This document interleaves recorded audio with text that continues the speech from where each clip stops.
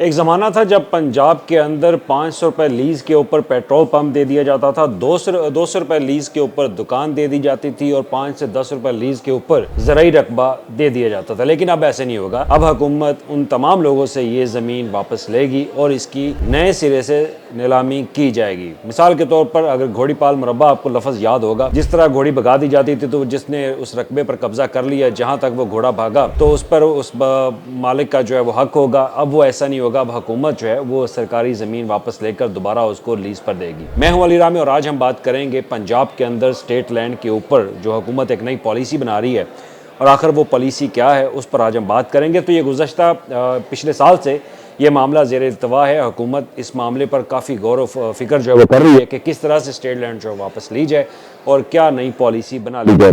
तो वो पॉलिसी का जो लीगल फ्रेमवर्क है और इसके तमाम तर जो TORs हैं और जितने भी फीचर्स हैं उसके, वो मेरे पास मौजूद हैं इस वक्त। तो मैं चाहता हूं कि वो डिटेल्स आपके साथ शेयर करूं कि हुकूमत कैसे स्टेट लैंड जो है वो आपसे वापस लेगी और कैसे उसकी नीलामी करेगी और नीलामी में कौन कौन शामिल हो सकता है और नीलामी के बाद ये ज़मीन कहाँ पर इस्तेमाल की जा सकती है। अब हुकूमत ने 4 नए प्रोडक्टिव सेक्टर्स जो है उनकी निशानदही की है और इन 4 प्रोडक्टिव सेक्टर्स के अंदर वो सरकारी जो स्टेट लैंड है वो लीज़ पर जो है वो देगी। अगर देखा जाए एक डाटा के मुताबिक तो लाखों एकड़ रकबा जो है वो पंजाब के पास बतौर स्टेट लैंड जो है वो मौजूद है, जो कि सरकार के पास है। लेकिन सरकारी जो कागजात हैं उनके मुताबिक देखा जाए तो वो लीज़ पर दिए और लीज़ पर ऐसे दिए हुए हैं कि बहुत सस्ते नर्ख में, सस्ते पैसों में वो ज़मीन जो है वो पेट्रोल पंप हो या दुकान हो या घर हो, ज़राई ज़मीन हो, कोई फार्म हाउस हो, वो लीज़ पर दे दी जाते, लेकिन फिर वहाँ से रेवेन्यू हासिल नहीं होता। अब हुकूमत ने प्लान बनाया कि वहाँ से रेवेन्यू जितना ज़्यादा हो सके वहाँ से हासिल किया जाए और रेवेन्यू हासिल करने के बाद वो रकम कौमी ख़जाने में जमा हो और उसके बाद यही रकम जो है वो डेवलपमेंट के ऊपर ख़र्च की जाए या जो स्टेट लैंड है वहाँ पर अगर कोई पार्क बना हुआ है तो उसके ऊपर खर्च की जाए, वहाँ पर कोई इंडस्ट्री बनी हुई है या कोई भी ऐसा हुआ कि कैपिटल वहाँ पे अगर इन्वेस्ट हुआ हुआ है तो उसकी तरक्की के लिए वहाँ पे पैसा जो है वो खर्च किया जाए। अब 4 प्रोडक्टिव सेक्टर्स क्या हैं? 4 प्रोडक्टिव सेक्टर्स, उनमें सबसे पहले तो है आपका टूरिज़्म और उसके बाद है लाइफ स्टॉक और उसके बाद है ज़राअत और उसके बाद है इंडस्ट्री सेक्टर। अब इन 4 सेक्टर्स के लिए हुकूमत की प्रायोरिटी है कि वो इसके लिए स्टेट लैंड जो है वो सरकारी अराज़ी वो लीज़ पर दे।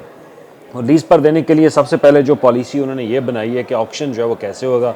तो इसमें ऑक्शन जो है वो ओपन सोर्स भी किया जाएगा, वन सोर्स के थ्रू भी होगा और नीलामी जो है उसमें हाई रेट के हवाले से भी जो नीलामी का तरीक़ाकार है उसके तहत भी की जाएगी। लेकिन इस नीलामी में सबसे पहला जो एक चीज़ उन्होंने ऐड की वो ये कि हुकूमत उनको पहला राइट देगी जो पहले सरकारी स्टेट लैंड के ऊपर जिनको पहले लीज़ पर दी गई थी उनका पहला राइट होगा और हुकूमत उसकी बोली जो है वो तय करेगी। तो उसके मुताबिक उनको वो रेट जो है वो लगाना होगा। अगर वो नहीं लगाते तो वो 14 दिन का उनको टाइम दिया जाएगा, तो वो 14 दिन के अंदर अंदर वो अपना जवाब जो है वो देंगे। अगर नहीं देंगे तो उसके बाद उनसे ज़मीन जो है वापस ले ली जाएगी। लाहौर में या पूरे पंजाब में बेशतर ऐसे एरियाज़ हैं जहाँ पर स्टेट लैंड के ऊपर फैक्ट्रियाँ जो है वो लोगों ने खड़ी कर रखी हैं, लेकिन अगर उनकी लीज़ की ज़मीन अगर देखी जाए तो वह वहाँ पे 1 रुपया या 2 रुपये या 30 रुपये इस हिसाब से रेवेन्यू जो है वो हासिल हो रहा है। तो लाहौर में ऐसे बड़े मुकामात हैं। अब आपके ज़हन में लाहौर का सबसे बड़ा जो एक सेंटर है वो आपको याद आ रहा होगा, तो वो भी इसके अंदर जो है वो शामिल है। और उसके बाद ये क्योंकि मामला जो है वो असम्बली के अंदर भी ठहराया गया कि कितनी स्टेट लैंड और वहाँ से कितना रेवेन्यू आ रहा है, तो उस पर होशरबा इंकशाफात जो है वो हुए और उसमें लाहौर का जो जिम खाना है इसका भी तज़किरा जो है वो किया गया। तो अब हुकूमत इनको जहाँ पे तो इंफ्रास्ट्रक्चर खड़ा हो चुका है उनकी रीस्केजुअल करेगी। वहाँ पे उनके अगर ये कहा जाए कि वो मसमार किया जाएगा, ऐसा कुछ नहीं होगा। उनको रीस्केजुअल करके नीलामी जो है वो की जाएगी ताकि अच्छा खासा रेवेन्यू जो है वो वहाँ से आ सके। और उसके बाद तरीक़ाकार है जी कि आपका जो अप्लाई कौन कर सकेगा। अगर आप सरकारी अराज़ी लेना चाहते हैं ज़राई रकबे के लिए यानी कि काश्त के लिए, तो उसके लिए सबसे पहले तो आपके पास एक तजर्बा होना चाहिए कि वाकई आप काश्तकार है या नहीं, और उसके बाद एक सर्टेन अमाउंट सिक्योरिटी के हवाले से आपके पास होना चाहिए और आपका तजर्बा यानी कि 5 से 6 साल का आपका तजर्बा होना चाहिए कि आप अगर ज़राई रकबे पर काश्तकार करें।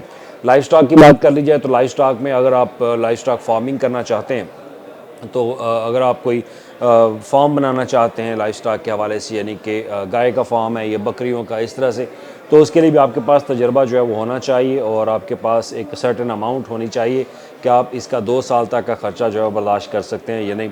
तो इस तरह की चीज़ें इसके अंदर जो है वो शामिल की गई। अब टूरिज़म के हवाले से अगर कोई भी सरकारी लैंड अगर आप लीज़ पर लेना चाहते हैं तो वहाँ पर आप पार्क्स जो है वो बना सकते हैं। कोई टूरिस्ट प्लेस अगर ख़ास तौर पर मरी की अगर बात कर ली जाए तो मरी में अगर कोई सरकारी स्टेट लैंड है तो वहाँ पर आप अपने हट्स जो है वो बना सकते हैं। कोई होटल जो है वो आप तमीर कर सकते हैं। अगर वहाँ पे ऑलरेडी कोई होटल मौजूद है तो उसको आप लीज़ पर ले सकते हैं।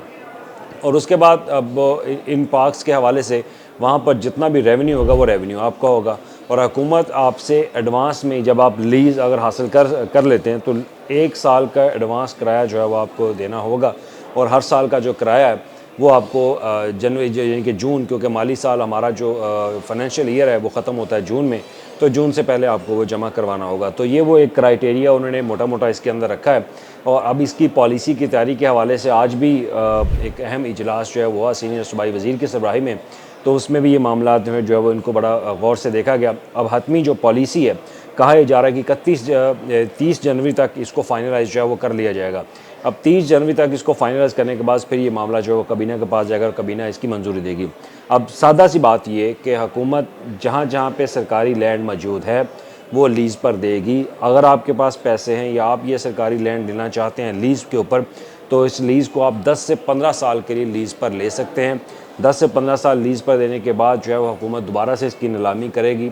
आपका राइट जो है वो पहले होगा और इसमें जितने भी टैक्सेस होंगे वो शामिल होंगे, टैक्स आपको पे करना पड़ेंगे। और अगर आपने कोई गलती की या मिसमैनेजमेंट की, मिसयूज़ किया लैंड का, सरकारी कागजात में जब नीलामी होती है तो आपने अगर कोई कहा है कि मैं इसको लाइफ स्टॉक के लिए यूज़ करूँगा लेकिन आप किसी और मकसद के लिए यूज़ करें तो आपकी लीज़ कैंसिल हो जाएगी। तो आपकी जितना भी आपके अगर सिक्योरिटी डिपॉजिट भी जमा करवाया होगा तो वो भी आपसे वापस ले लिया जाएगा, यानी कि वो आपको वापस नहीं दिया जाएगा। इस तरह की कड़ी शराइत जो है वो रखी गई और फिर ज़िली सतह पर कमेटियाँ भी बनाई जाएंगी। कमेटियाँ मॉनिटर भी करेंगी। मॉनिटरिंग वाली कमेटी जो है वो आपको महीने में 2 या 3 दफ़ा वो जाके चेक करेगी क्या है जिस मकसद के लिए आपने लीज़ पर ज़मीन ली है क्या उसी मकसद के लिए आप इस्तेमाल कर रहे हैं या नहीं। तो इस तरह की चीज़ें जो है वो इसके अंदर रखी गई हैं। तो अब हुकूमत यही चाहती है और इसका मकसद भी है कि जितना ज़्यादा हो रेवेन्यू जो है वो इकट्ठा हो और रेवेन्यू जनरेशन होने के बाद पंजाब का जो अपना एक ऑन सोर्स ज़राए आमदन जिसको हम कहते हैं वो ज़्यादा से ज़्यादा हासिल करना चाहती है। और ज़राए आमदन हासिल हो गए तो डेवलपमेंट के ऊपर बजट जो है वो ख़र्च किया जाएगा और इसके अलावा जितने भी स्टेट लैंड है उसकी बेहतरी के हवाले से भी बजट जो है वो ख़र्च किया जाएगा। तो नीलामी के हवाले से पॉलिसी 30 जनवरी से पहले आ जाएगी और उसके बाद हुकूमत मंजूरी देगी। फिर पंजाब असम्बली से इसकी पॉलिसी की अप्रूवल जो है वो बतौर कानून इसका अप्रूव जो है वो कर लिया जाएगा और उसके बाद हुकूमत जितनी भी सरकारी लैंड है वो वागज़ार भी करवाएगी और उनकी नए सिरे से नीलामी की जाएगी। शुक्रिया।